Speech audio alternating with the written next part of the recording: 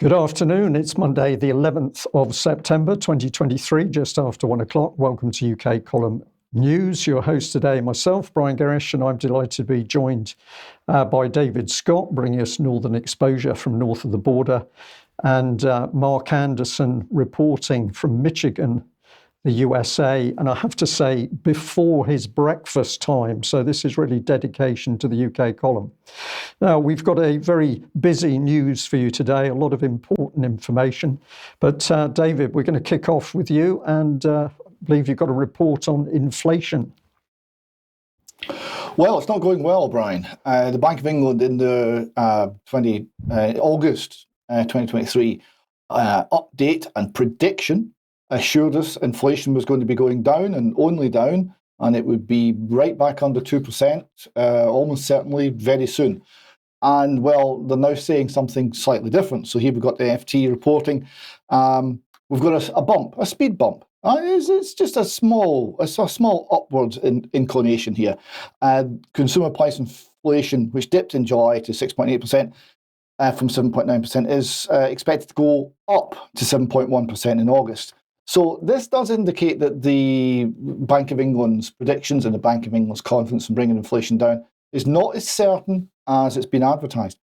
If we look from the FT here at the graphical representation of the inflation rate, we see that the red line here is the monthly rate, and it zigzags all the way up. But its trend is still basically upwards. And the dark blue line, the year on year, is still heading upwards. So despite the graphics in the Bank of England reports, which show the worst is already behind us and inflation has turned down, there's indications there that inflation is actually still heading upwards, not downwards. The FT also comments on the public perception of this, because of course inflation is increasing the money supply. The increase in prices is simply an effect of inflation, and the public doesn't realise this, and also doesn't realise too much about what the inflation rate means. They say that 40% of the public think that, or 30 to 40% of the public think that falling inflation means that prices are going down, which isn't true. It just means if prices are going up less rapidly. Now, all of this, Brian, has a big effect on the housing market, which is a big part of the United Kingdom economy. Here we see the Property Industry Eye reporting on this. They're saying that house prices suffered the sharpest annual fall in 14 years. They fell by 4.6% in the year to August. You're comparing with the same time in 2022. That's £14,000 off the value of an average house.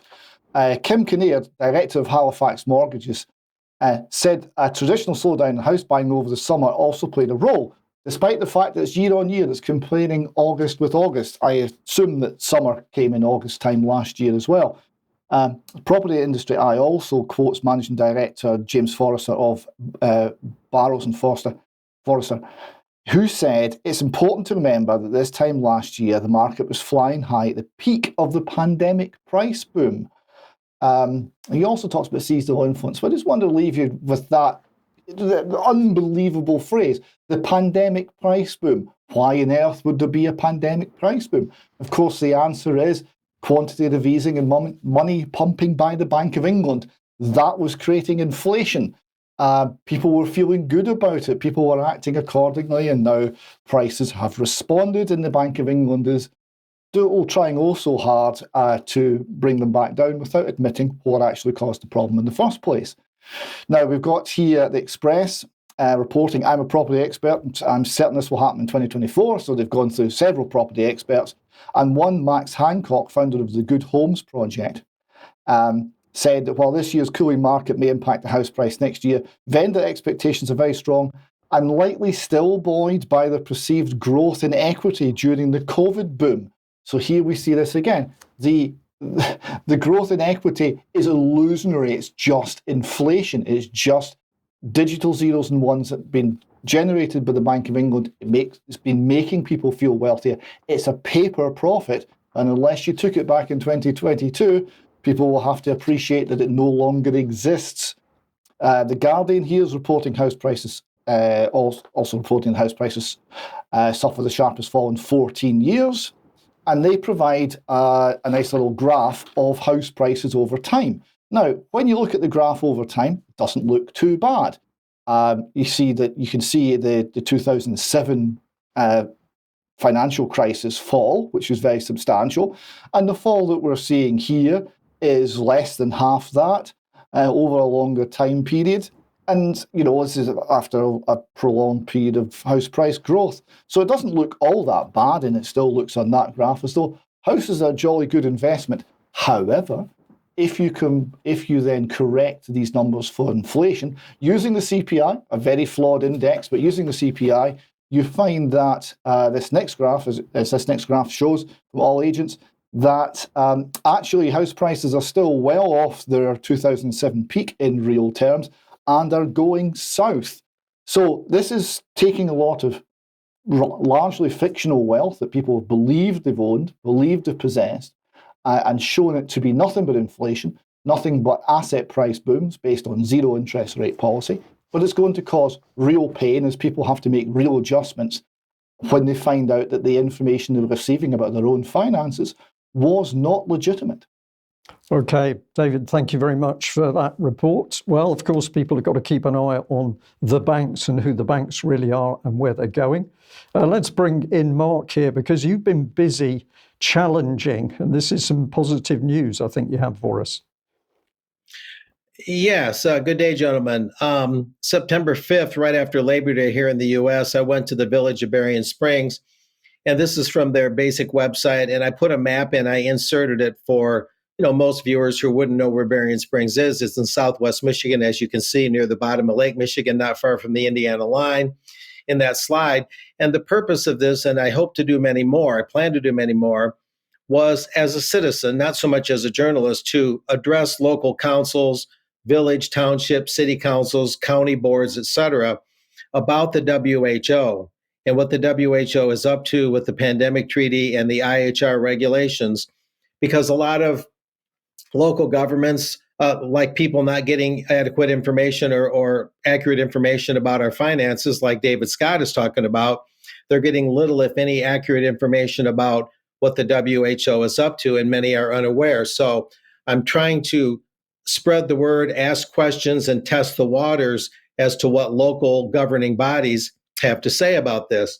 Now, this is a little bit of my writing here for an article that I'm soon going to be sending to UK Column. So this is a preview of coming attractions in a sense, but this is an opinion piece in part.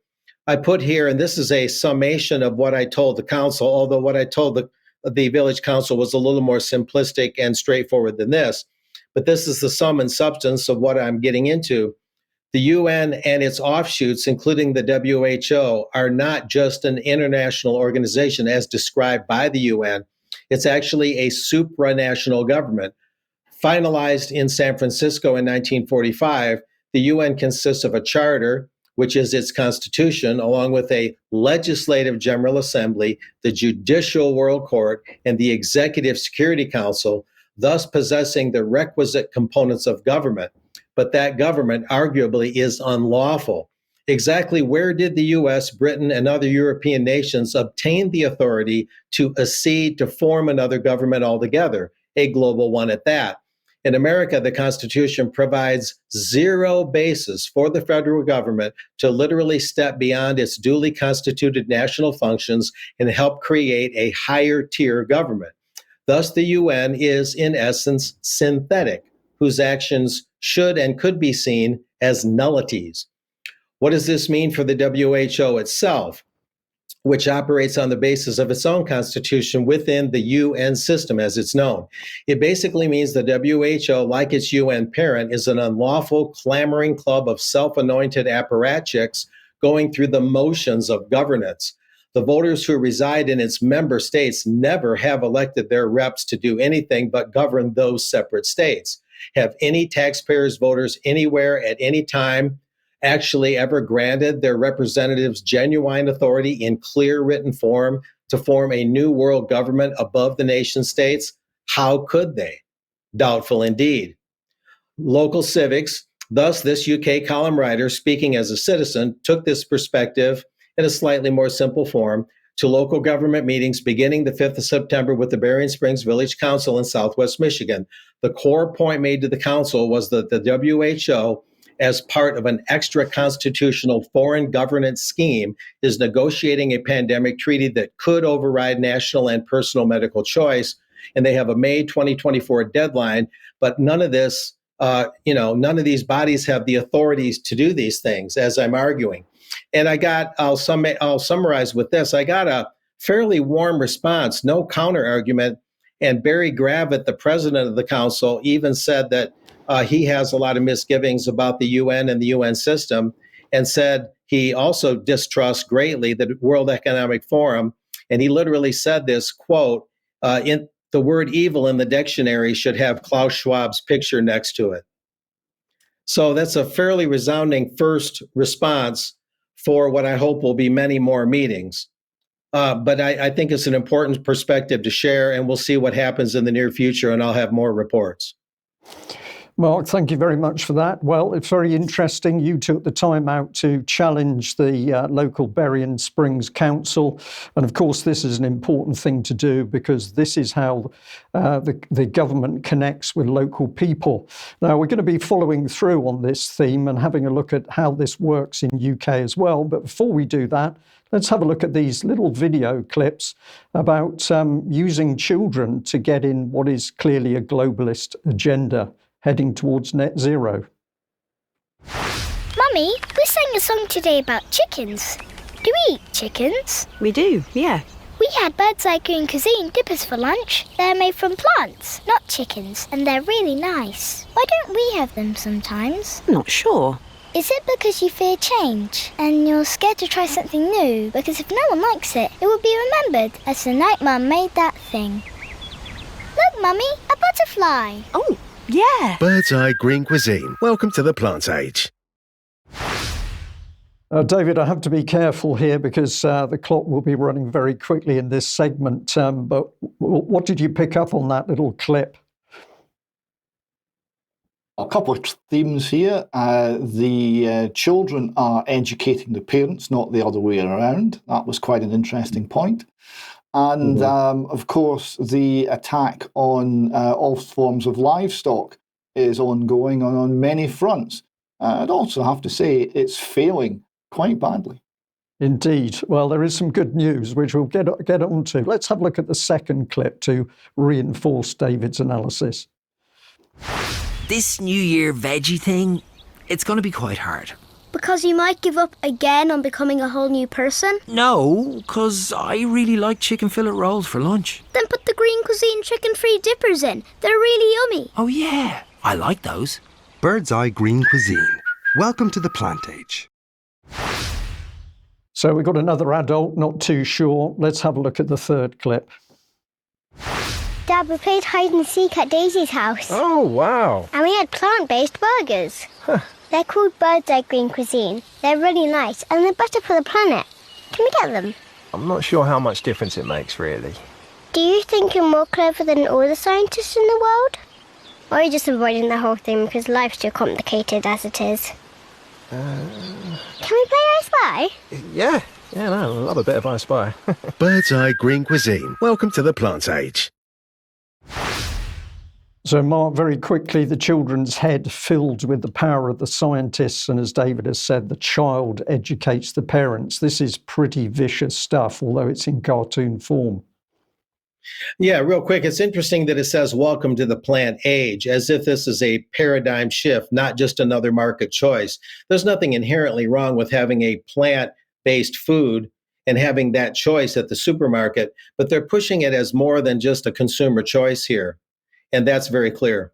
Yeah, lovely. Thank you for that. Well, let's move on. And I have to say, over the last few days, I've been given some very, very good pointers by viewers of UK Column, looking at who is getting in amongst councils in order to reframe the policy agenda inside the council. This is one organisation. It's called UK 100, Powers in Place, the powers local authorities have. It's a network of ambitious local government leaders for cleaner, more powerful communities, end the wait, insulate UK's new social housing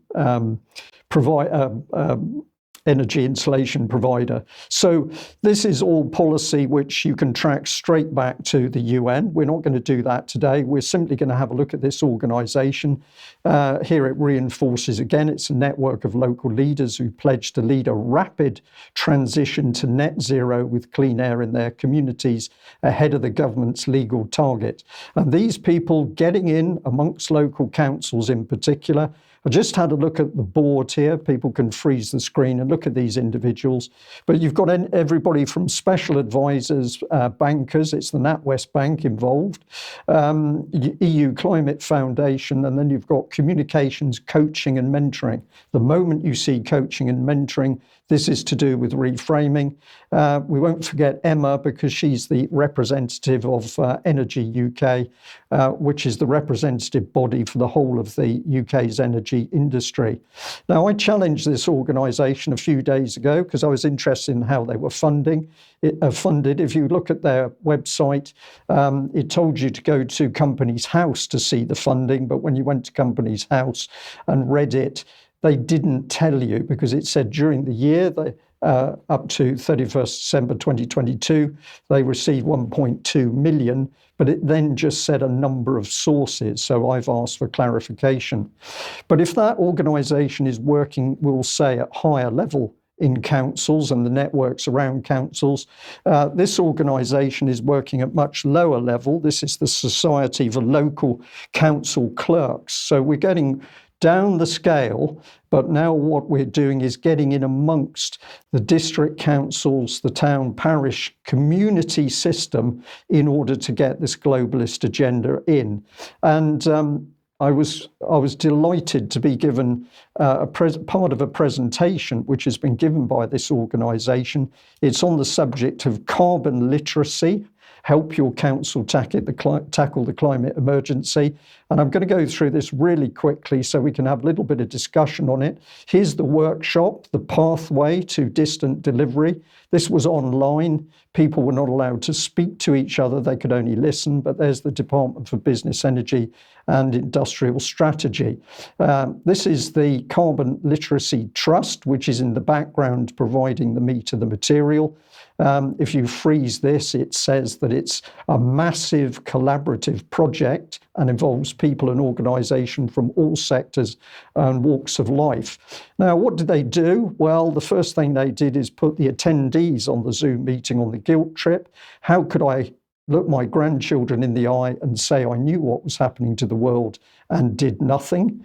Very strict rules on what you could do during this video conferencing, and essentially each of the people participating were very much kept isolated, so they didn't really have a chance to speak to anybody else, including in the comfort breaks. And what were you aiming at? Well, of course, if you answered all the questions correctly, you could ultimately get a certificate saying that you were competent. I've met all the requirements of the carbon literacy standard, and thus for the purposes of the workshop, education and community should be regarded as carbon literate. So nobody's checking the background to the information they're putting across, but they are assessing people. And this is big business, and it needs to be watched very carefully because, of course, if we look at the numbers of people they're boasting about, over 53,000 citizens certified. Maybe that's a little bit of black humour there, but of course they've been reframed into this globalist agenda. These are some of the other slides that are being used. Why carbon literacy in our council is important: values, influence, duty, ethics, political and social will, government and sectoral targets, financial savings. But you've got to do it to be the best. And this is another one. It's giving people little flashes on what they should be thinking about. Have a look at the loft and wall insulation there and take into account Mike Robinson's warnings over the insulation, the energy efficiency of your house, and whether you can face a criminal charge as a result of not keeping ahead of the game on that. But there's flights, there's what we can eat, there's everything is being discussed as a guilt trip. We've got emotive stuff like this. Greece is on fire, no mention of arson. As far as they're concerned, this is all to do with global warming. We get in statistics, which helps the scientific nature, believe those scientists. But what's very clear here is that the top 1% earners are not only recognised, it's as though they're going to stay while people at the bottom of the pile are going to suffer clampdown in order to adhere to the new rules. And if we go on, funding. Now, what we learn is that if local councils get involved in this sort of training, suddenly pots of funding open up, which make their life easier to spread the word, but also to spend on other projects. So money is part of, I'll call it bribery with a small b, in order to get this agenda into the heart of local councils. This is the psychology. You're getting each individual taking place in the meeting to pick up one action that they can implement, pick an action that they can implement with colleagues, complete the action plan template. So this is reframing people in order to support the agenda without asking if it's right. And I'm going to add, woe betide anybody who doesn't agree, because in this presentation, they were very quick to point out that they're having trouble. This is the good news. They're having trouble convincing enough people quickly enough. And so what they did in the presentation is to highlight groups that they're concerned about. So here we have the backbone conservatives. They identify as traditional, practical, hardworking. Their concerns are countryside preservation. And if you're going to try and talk to them, you should frame your message to discuss climate change impacts on agriculture, seasonal produce, sustainable land management, and engage national leadership in successes. So this is really going for the political side. Here we've got what they call civic pragmatists. They're identified as charitable, practical, moderate, community-orientated and progressive. And of course, you see the cakes on the table. So I'll say gently, this is Blue Rinse Brigade. These are people probably involved in the church.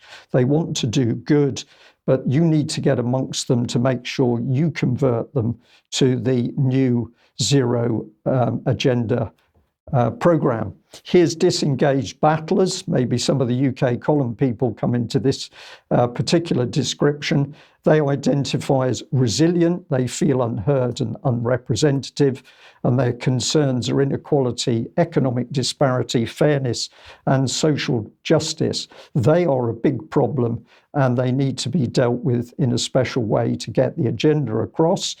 And if I go on to the toolkit here, this is provided in order that anybody who's now picked up the agenda being pushed by SLCC is going to be pushed through as effectively as possible to as many people as possible. So on that, let's come back to you, David.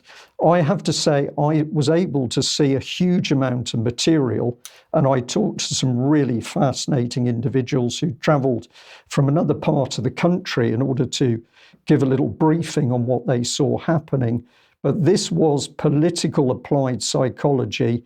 It was mind-blowing in its breadth and depth in order to capture local authorities down to the level of a parish council in order to get what is essentially a UN globalist net zero agenda across. What's your thoughts? Well, I think of all the information you gave there, the most key was the point you made about dissent not being tolerated. You must comply. These issues are not being put forward for debate or justified based on the facts. They must be believed. They must be accepted. Otherwise, you're a heretic. Right? There's a religious aspect to this. There's a pseudo-religious aspect to this. And you must believe the core tenets of the religion, or pretend to.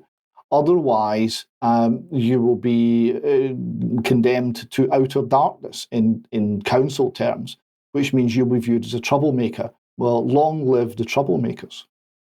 Long live the troublemakers. Thank you for that. The other thing that was pointed out to me is that local councils are now being offered professional clerks. So in a parish council, right there next to the community, usually the clerk is somebody who is competent, but they're brought in essentially as an amateur to help the parish council.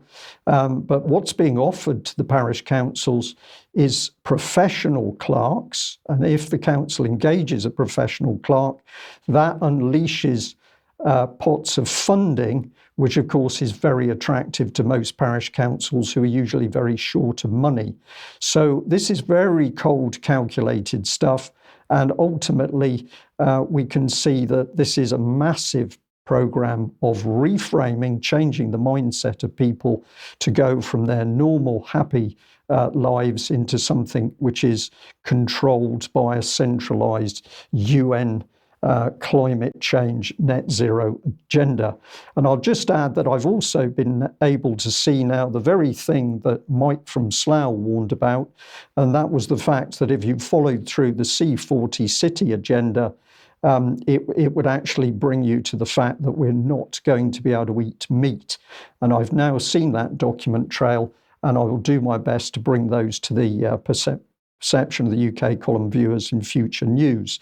Now, before we end the segment, if we can do it, I'd just like to bring in the video, if that's possible, showing where we are really headed if we allow this madness to continue. Let's see this video clip. מדפסת תעשייתית שפיתחנו, שמיועדת להחליף משחטה. לשאלתך לפני כן, פה אנחנו טוענים את המדפסת הזו בתאי גזע, שאנחנו יודעים למעל לשריר ולשומן, והיא יודעת להדפיס טונות ביום. טונות? טונות של בשר מתורבת ביום. זה רק לשם ההמחשה, אתה תוכל לבחור את הסטייק שלך, והמדפסת תתחיל לשחרר סטייקים בקצב תעשייתי. סיריליון, אני לא יודע אם אתה אוהב יותר שומן או פחות שומן. כך באמצע. view order, slide to print, ופה בעצם המדפסת מתחילה לייצר סטייקים. סטייקים, הייחודיות פה היא שתאי הגזע נשארים חיים אחרי שהם מודפסים. סטייק יהיה מוכן בסביב הדקה. דקה. השלב פה הוא שווה ערך לשלב שבו הפרה נולדת בעצם. הפרה לוקח 2 עד שהיא נשחטת, היא מזהמת את העולם בתהליך. פה זה תהליך שהוא הרבה יותר קצר. בלי שטח, בלי מים ובלי בלי שטח, בלי מים, בלי חתימה פחמנית. בלי פלטות ובלי כלום. איפה הסטייק? הסטייק עכשיו מודפס, ועכשיו אנחנו נעבור well, there you have it. I'm sorry, I should have said that, of course, the emphasis of the video was on screen, but essentially that was Netanyahu looking at a 3D printer of meat. And what was happening was the machine was printing off a steak where you could select the amount of fat in the meat to make it the steak you wanted. This was capable of producing tons of 3D printed meat. Mark, very quickly as a last comment, how do you fancy one of those steaks? Well, I'll pass until I learn more about it. It's fascinating that it can be done at all. But they're talking about how cows pollute the world. It's all based on that. And I'd like them to show me concretely how cows measure up in so-called polluting the world, and always on this assumption that carbon dioxide, one of the gases of life, is essentially potentially poisonous or a pollutant. It's simply not true. Carbon dioxide is only 0.04% of the atmosphere. Let me get that right. And even pro-climate organizations will admit that. The only other thing I'll add is local governments should be constituted for gathering public input and sending it up the ladder to Parliament, not dictating what the public should believe. Okay, Mark, thank you very much on that. Well, if that's madness in one direction, you got some interesting progress in another. David, what's been happening in Glasgow? It's interesting to note, Brian, the UK 100 website you were referring to earlier was all in England, apart from one council in Scotland, and that was Glasgow. So that's where we go next, in a programme called Gallant. Right, so this has been run by Glasgow University. So the first thing I want you to note here, it's been run by Glasgow University, the School of Education. put that to one side, and we'll come back to it in a moment. This is Glasgow is going to be a living lab, that's laboratory, accelerating novel transformation. So Gallant is a NERC-funded £10.2 million partnership between Glasgow University, Glasgow City Council, and we use Glasgow as a living lab to trial new sustainable solutions throughout the city. It takes a whole system approach while addressing the city's key environmental challenges. We'll consider benefits, blah, blah, blah. So it's also going to use the donut economics model. More on that story in extra time.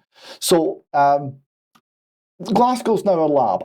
I wonder if the people of Glasgow know about this.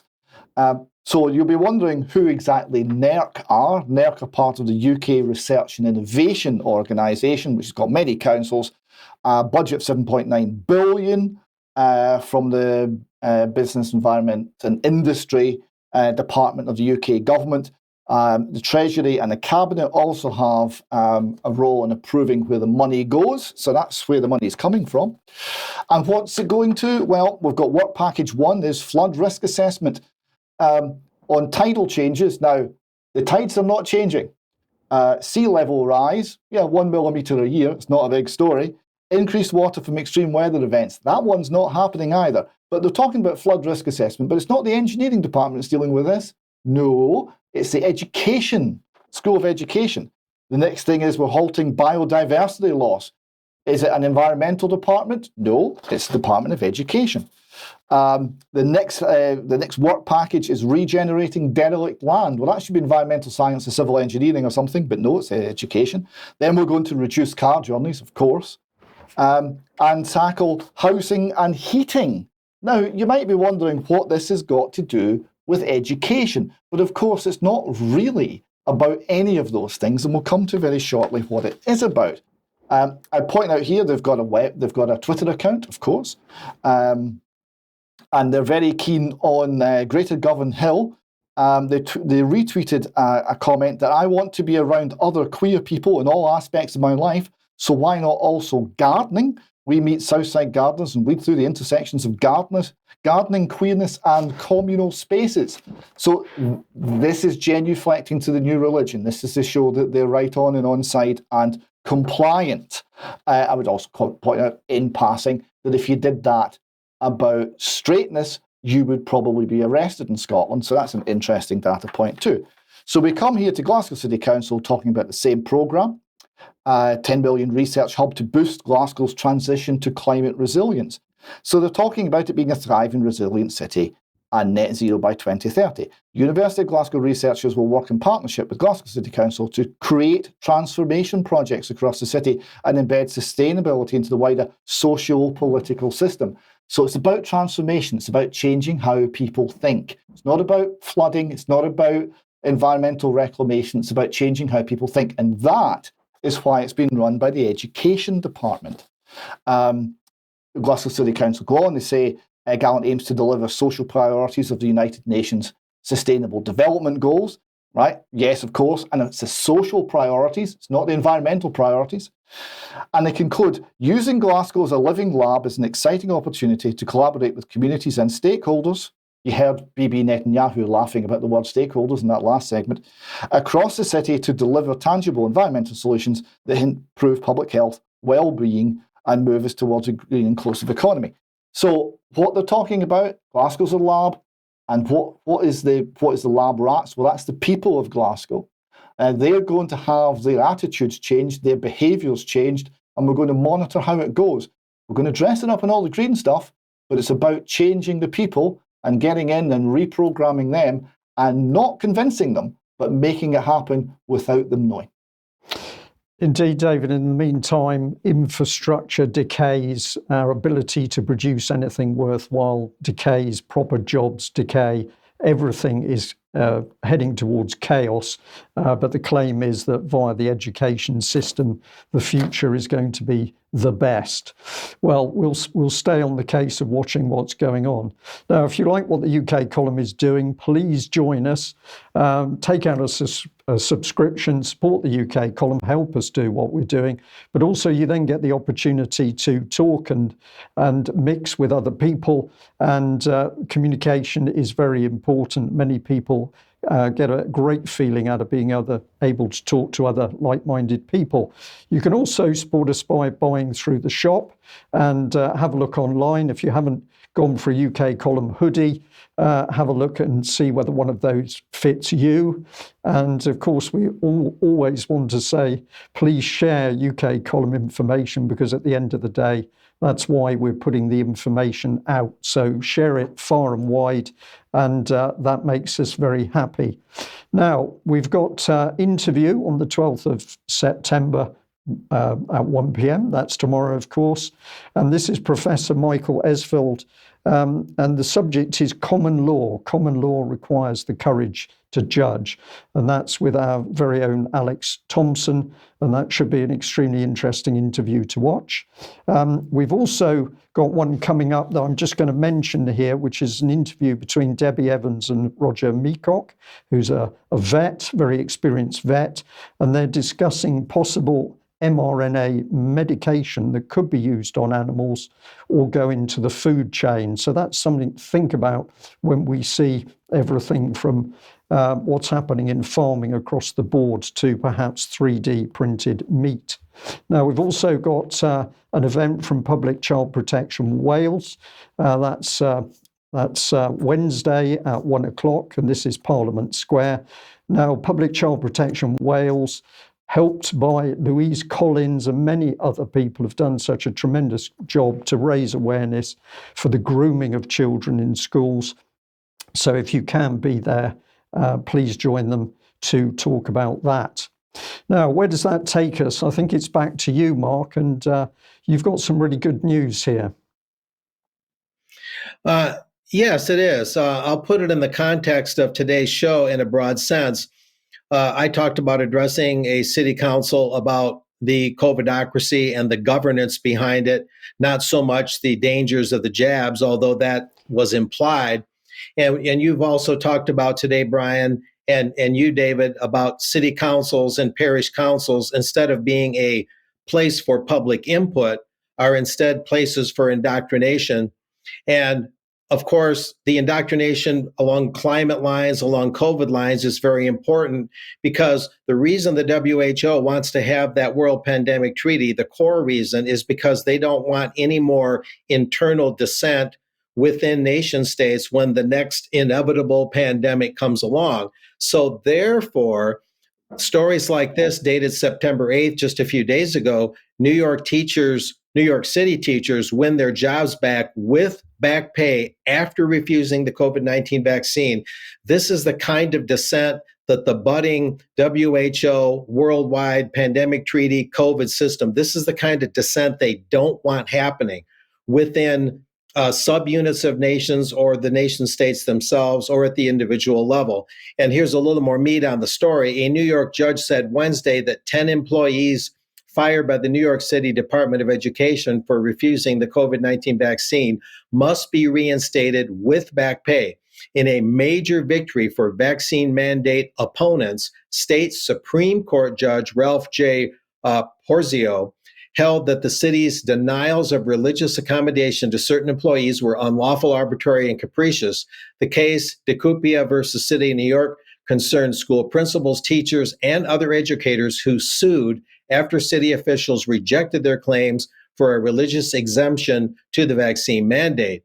This court, this is a quote, sees no rational basis for not allowing unvaccinated classroom teachers in amongst an admitted population of primarily unvaccinated students, Porzio wrote in a 22-page opinion. Quote, as such, the decision to summarily deny the classroom teachers amongst the panel petitioners based on an undue hardship without any further evidence of individualized analysis is arbitrary, capricious, and unreasonable. As such, each classroom teacher amongst the panel petitioners is entitled to a religious exemption from the vaccine mandate. So this is a pretty significant victory. There's other things like this going on, mostly going this same direction. This is one of the more highlighted ones. But again, this is the kind of dissent that the WHO treaty people and what they're trying to solidify and centralize at the worldwide level. This is what they're trying to blot out for future pandemics. This shows workers in New York City. Workers are essential, mandates are not. New York City's vaccine mandate for all Department of Education workers was in effect from October 2021 to February 2023. Thousands of teachers and other education workers lost their jobs under the policy for refusing to comply with the mandate. Sujata Gibson, lead attorney for the plaintiffs, celebrated this victory as a watershed moment in the teachers' 2-year fight for relief. According to a news release by RFK Jr.'s Children's Health Defense, a nonprofit founded by vaccine skeptic and Democratic presidential candidate RFK Jr. So there you go. It's a pretty well highlighted example of what the WHO's hoped for system doesn't want to see. So pretty good news, and I think we'll see more of it. Thank you very much for that, Mark. And of course, a lot of effort by a great many people in order to make that judgment happen. And this is the key thing, isn't it? It's many people doing a little work in order to get the big result. So we're going to encourage the UK column audience to think about this. What can you do in your community, even via your parish council, to challenge what's happening and make a difference? Good things do come to those who try.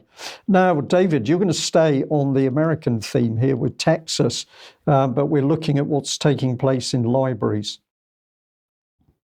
Yes, and this falls into the lesser magistrates issue that Mark mentioned a wee while ago, and obviously comes from his home state. Texas is cutting ties with the American Library Association over accusations of the group's Marxist ideology. So this is a Fox News report, and what they say is Brian Harrison called out the American Libraries Association for pushing dangerous Marxist ideology on Texans and on their children. Quote, less than 1 month after I requested the Texas State Library and Archives Commission cut ties with the American Library Association, he said, I'm excited to report that they've just informed me that they will not renew their contract with them. So they're just walking away. They said this organisation has become woke, it's become completely controlled by Marxists, and a sub-organisation is just saying, well, okay, we're off, goodbye. Harrison continues, this is a win for all Texans. I applaud the courageous, decisive decision by Chairwoman Martha Wong. Texas should be leading the fight against dangerous Marxist ideology, not subsidizing it.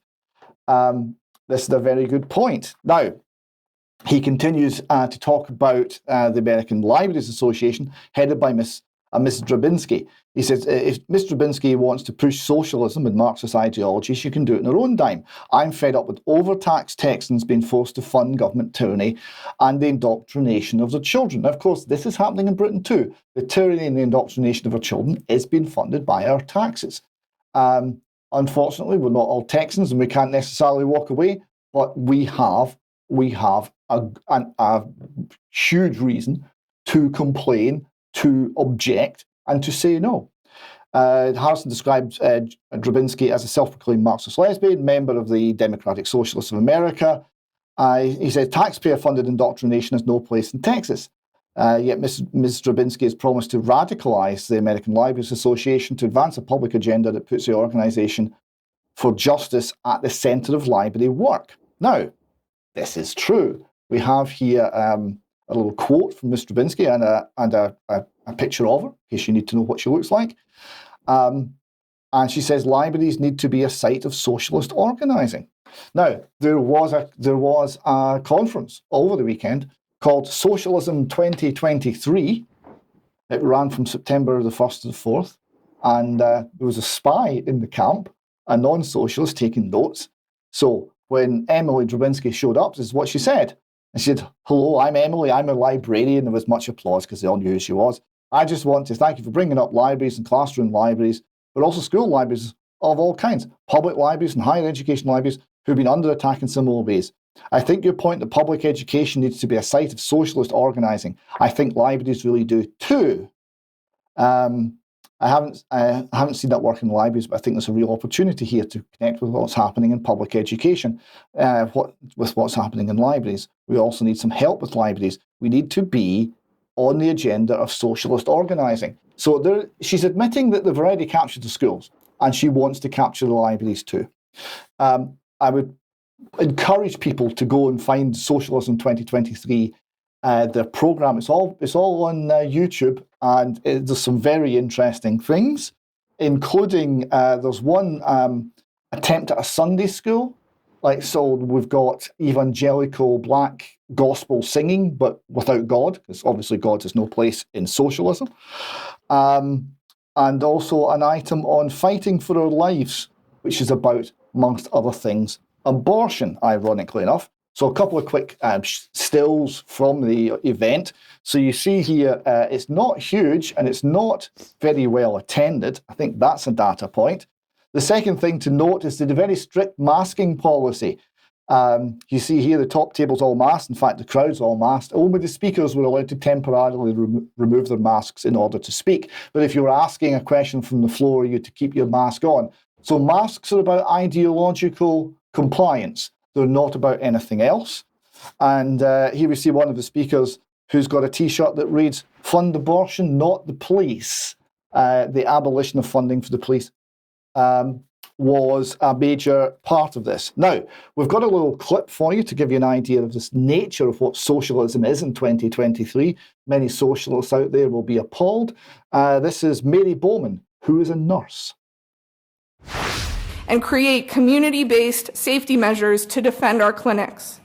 We must defund, disarm, and dismantle the police, abolishing that institution and the prison industrial complex. We must keep fighting for medication, abortion, and contraception to be made available without a prescription, and for all healthcare professionals to be able to provide abortion care within their scope of practice. We need to stand against any attempts to ban abortion, including later abortion, and return to the radical slogan, free abortion on demand without apology.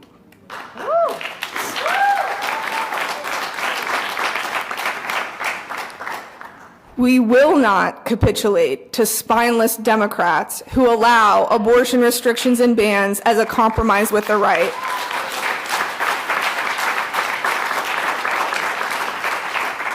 The same spineless Democrats who tout their rainbow allyship while trans people are murdered. We will defend abortion and gender-affirming care clinics fiercely and beat back the bigots at their doors. We will support the right of anyone to have an abortion at any time for any reason. The right is wealthy, well-organized, and winning many legislative battles. They have established a playbook of repeat strategies which undermine bodily autonomy and police gender expression. They believe their fight has been divinely appointed to them by God. In order to beat them, we must come together to build a mass movement and take power. Our movements have more in common than just our enemies. The tenets of what we are fighting for are interconnected. Transgender liberation is reproductive justice. Manifesting reproductive justice is impossible without achieving trans liberation. Ultimately, our collective freedom depends on liberation from every oppressive system and the creation of a new society built on human need, where abortion is everywhere and trans people are free.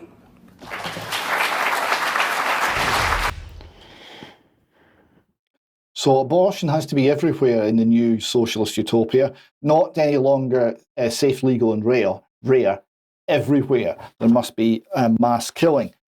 This is, I say, Mary Bowman. We've got here a couple of slides that give her CV, which those who wish to read it can pause on. And she was asked, what's it like being an abortion provider? She said, being an abortion provider, when it's just me and the other person, is magical. It's wonderful to be an abortion provider when I just get to do my job. My movement is the vast network of people who want to protect me so I can get on and do my job and protect my patients so they can get healthcare safely without their lives being put in risk. I want abortion to be the freedom and revelation of someone's life. So you see this almost mystical aspect of abortion. This is quite concerning. And finally on this, we've got her Twitter page where she says she's Dr. Mary Kay Bauman, they, them, obviously, nurse practitioner, abortion and trans rights provider, activist, abolitionist of the police, that is. Speck of star stuff in an infinite multiverse. And although you might think that's silly, that is actually basically a confession of faith. This is what they believe. It is the official scientific dogma. It is insane. And it's one of the many things in this movement that is. Final word on this. There was generally an air of desperation about that conference, of we're losing, even though they've captured all of the institutions, they know they're losing the arguments. Yeah, David, terrific. Thank you for delivering that. We need to know. Now, let's go back to you, Mark. And you've been looking at the EU and what's been happening, matters around COVID, I think. Yeah, let me at that during extra, that Mary Bowman thing, just let me at it. But anyway, we're revisiting what I reported on last week, the International COVID Summit 3, Part 2 at the European Parliament in Brussels, which happened on or around the 3rd of May this year. And I just wanted to do a little update that there's another aspect to this, and we need to look at it objectively. You'll notice in that first slide, you could see the ECR logo in the background. And we'll talk about that in a moment, and we'll move on from there. This is revisiting a slide I had last week, the main physicians suspended for COVID misinformation. This is Meryl Nass. And not only did the state of Maine Board of Licensure immediately suspend her license as a doctor for false COVID-19 information, but they actually ordered her to undergo a neurophysiological evaluation for having wrongthink. And that's just something to keep in mind, something to stress, just how serious it's getting. Now, that ECR group that was partially behind that European Union Parliament split-off group that held that conference, that ECR group is the European Conservatives and Reformists, ECR. And this is a little bit about what they're about. Cooperation, yes. Superstate, no. Now, that's interesting because, and I want you guys to correct me if I'm wrong or if you think I'm going off par here, I believe the EU already is a superstate. So to say cooperation, yes, superstate, no, would seem to be kind of a tardy statement at best, in my opinion. Again, correct me if I'm wrong. This is looking at the ECR a little more closely. They have an EU-UK policy working group. They have the ECR policy group on migration. They have the European tour on the Conference of the Future of Europe.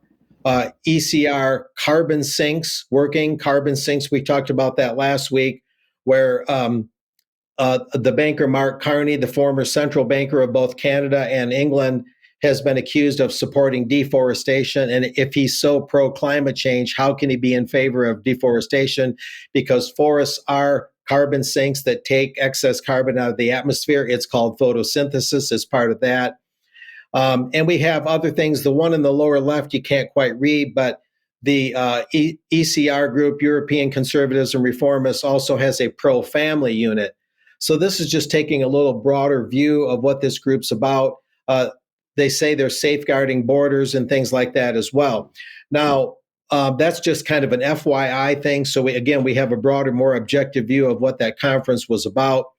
And then one of the things that the Associated Press and American Press was doing in their fact-checking of that conference and calling out Meryl Nass as if she was committing grave sins when she was only one of 22 speakers there.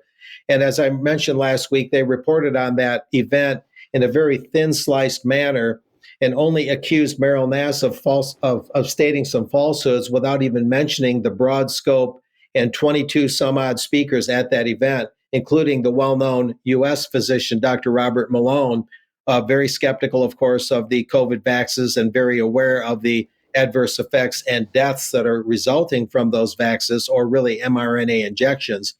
But another thing that the media was saying that was essentially not true was that someone was saying that there's 100-day vaccines, 100-day development vaccines on the horizon. Well, it turns out that CEPI, the Coalition for Epidemic Preparedness Innovations, or CEPI, in fact, is saying this. Here's the headline: the Global Pandemic Preparedness Summit. This is a different event. On the road to 100-day vaccines, international policymakers, scientists, and representatives of industry, philanthropy, and civil society were united at the Global Pandemic Preparedness Summit, co-hosted in London by the Coalition for Epidemic Preparedness Innovations, or CEPI, and the UK government back in March of 2022, in endorsing the ambition to have safe, effective, and globally accessible vaccines against the next pandemic threat ready in just 100 days. But the devil in the details will be in realizing this goal, from raising the US $3.5 billion required by CEPI to deliver on its pandemic-busting plan over the next 5 years, to realigning global regulatory systems, to scaling up manufacturing and ensuring supplies of everything down to rubber stoppers for vials. What is not in doubt is the fact that the world will face more deadly disease outbreaks, with the potential to wreak havoc on lives and livelihoods in the years ahead. The fact that humanity has just been through one pandemic does not reduce the risk of being hit by another unknown pathogen, a so-called disease X. So, contrary to the fact checkers, there really are plans involving the UK government of 100-day vaccines. And of course, there it is. And the WHO, it's music to their ears that we can expect more and more outbreaks as time passes. So that's that for today, gentlemen. Thank you very much, Mark. And of course, you've brought focus back onto the fact that policy, in this case on vaccines, on matters COVID, coming from way above a national government. This is back into the globalist agenda. Well, where's it all heading? Let's turn to the BBC and Laura Kuenssberg, who had this to say. This place is meant to be in charge. Thank you very much. But with 5 prime ministers in 6 years, it hasn't felt that way. We became a laughingstock. I don't know a single MP who didn't get a death threat. I have been a systematic plotter who's tried to remove the Prime Minister. I said he won't be satisfied until he burns the house down. And the way President Trump used to operate, I was sacked on Twitter. I said, I think you've got 3 weeks now. Just how close did our political system come to falling apart? I think we lost our minds. And will it ever be the same again? It is the end of normal. Well, there we are, state of chaos. The BBC, of course, has been working on the breakdown agenda to destroy society in UK. Those MPs, puppets in a much bigger game, but they simply don't realise that eventually their jobs will also go. But to suggest that what is happening in the breakdown in this country is accidental is so naive as to be unbelievable. David, just 10 seconds. Well, chaos is right? But why? Right? I would point to the underlying ideas that have been installing themselves for decades and indeed longer, and the inability of people to push back and use their own God-given intelligence and reason to resist folly. And we should do it in big ways and small, in all aspects, in all venues available to us, because that's the antidote. Yeah. I was trying to think of the 2 Conservative MPs that warned many years ago. Their warnings were published principally in The Guardian, but they were saying that the Conservatives plan to introduce a bit of calculated breakdown in the public sector in order to herald in the new era. And it's really fascinating that we seem to be watching that happen. But of course, the BBC won't investigate properly how we've gone from a perfectly competent country to a madhouse. The BBC will just enjoy the ride of the nonsense, but we'll stay on their case. Now, David, just to put us into a slightly better frame of mind for the end of UK column, you've got a couple of memes here. Let's bring one up on screen. Yes, so them, what do you do for a living? Me, God's work. Them, oh, so you're a minister. Me, not quite. And it's a photograph of a man sitting on top of a lighting pole, smashing a surveillance camera with a hammer. And of course, the ULA's Blade Runners are doing this on a massive scale. And indeed, the rest of the country is cheering them on. And a little nod back to COVID policy. Government then now 2021, take the shot, it will fire you, starve you, take your children, put you in camps, and leave you to die without medical treatment. In 2023, nobody forced you to take the shot. Yeah. Isn't that true? Absolutely true. And on that happy, unhappy note, we'll end. A very big thank you to all of our UK column viewers and subscribers. We can only do what we do. We can only do what we do with your financial support. So thank you very much. That's the end of the news for today. We will be back for Extra in just a few moments. So stay with us. Thank you. Bye-bye.